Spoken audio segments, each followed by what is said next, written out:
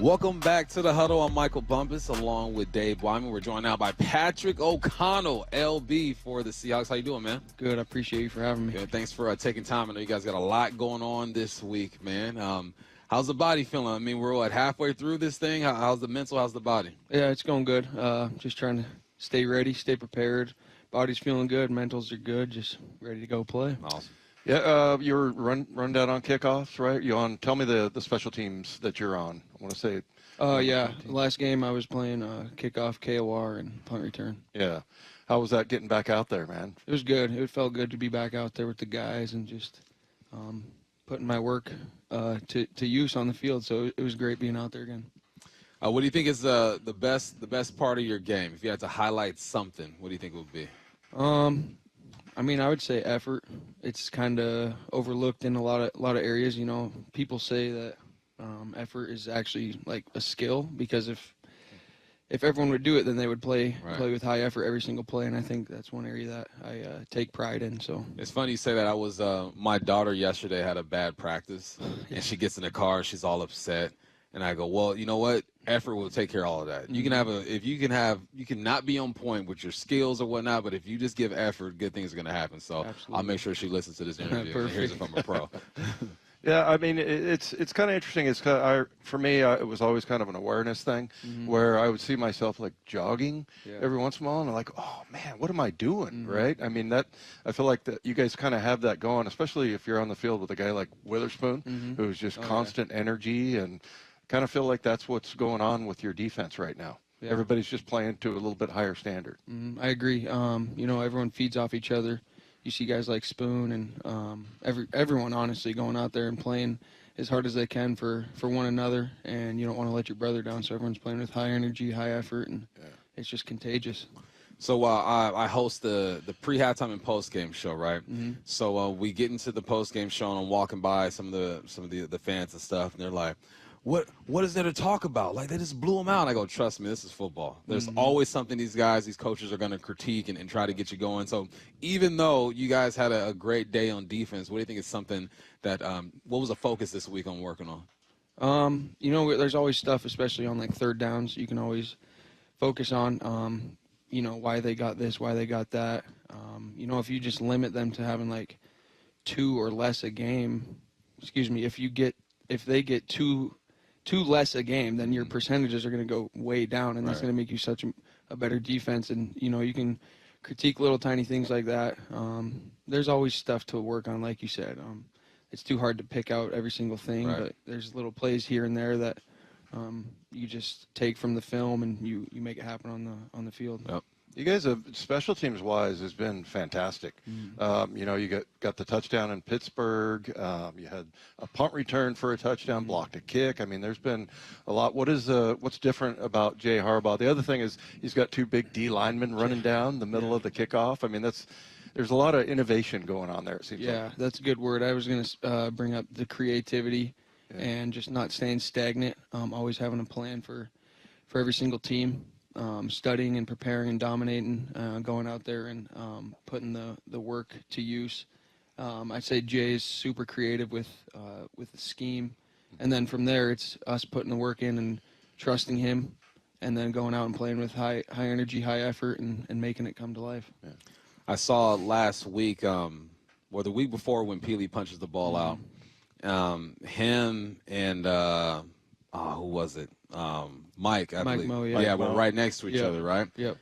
Last week, there was a gap between, like, 2 guys in between. And as my football mind kicks in, and I go, I bet all week they prepare for this certain look, and now you get something else. How often do tweaks like that happen? And then another question, how fun is kickoff cover now? Because when we were playing, I had to run 70 yards down the dang field, run through a guy bigger than him, and try to get to the football. Yeah, so to the first one, you know, it's super hard to prepare for because, you know, like I said, we're not going to be stagnant. We're going to move guys around and try and be unpredictable.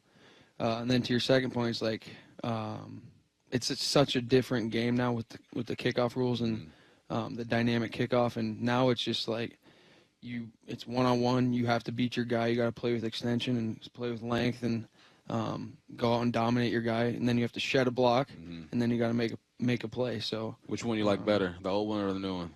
I mean, They both had their ups and downs, so it's tough. I hated kickoff return. Yeah. I played my way out of that job. Oops, missed that. Well, yeah. Oh, yeah. Sorry. Yeah. I mean, it used to be you had to retreat like 15, 20 yards and then turn around, try to get a block. But, and then, all week I was calling them L1 and R1. Right. And then I saw that they were, 3 or 2 or whatever. They put the big guys out on the side there. But what about takeaways? You're starting to come, and what's your kind of theory on that? I feel like it's like when you take care of all the small details, then you can kind of, maybe take a shot every once in a while. But, maybe something that starts to explode. Are you guys playing on defense in a way that makes you think there's going to be more coming? Yeah, I'd say it's because of the emphasis that we put on it. And then from there, it's just like trusting the game plan, knowing the game plan cold, and then going out and executing that. And then once you're there, you got to be ball aware. So that's what we try and work on every single day in practice, is being ball aware, knowing where the ball is every single play and being able to punch at it or get a strip sack, picking off the ball. And then if you're not, then we're trying to put an emphasis on that. Like I said, just. And then you can get a fine every single day if you're not making a play. So oh, really? just within the room, a little. The punch out thing is really interesting to me. They have a linebacker, that Nate Landman kid, who kind of specializes in it. If you go all in on that, you might miss a tackle. Yeah. So I mean, what's the sort of formula there? Because I mean, it seems like either if you're the second guy there, go ahead and take a shot, or how's that work? Yeah, I mean, a lot of times we teach the first guy there is going to be the guy to wrap up. Right. Second guy and third guy coming in to punch or rip. But you see guys that are really good at it where they can wrap and punch at the same time, or guys that tackle at the level of the ball. So they put their helmet on it, or they're punching through it while they're tackling and wrapping. Yeah. And then you talk about like guys in transition a lot, guys that are just catching the ball, turning upfield.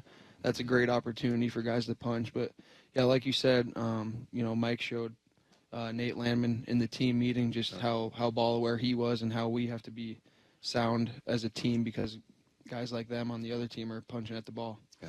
I'm so glad that wasn't part of the game when I was playing. It was just rip. You know what I'm saying? Like yeah, that's rip. What we did. Yeah, that changed the game right there.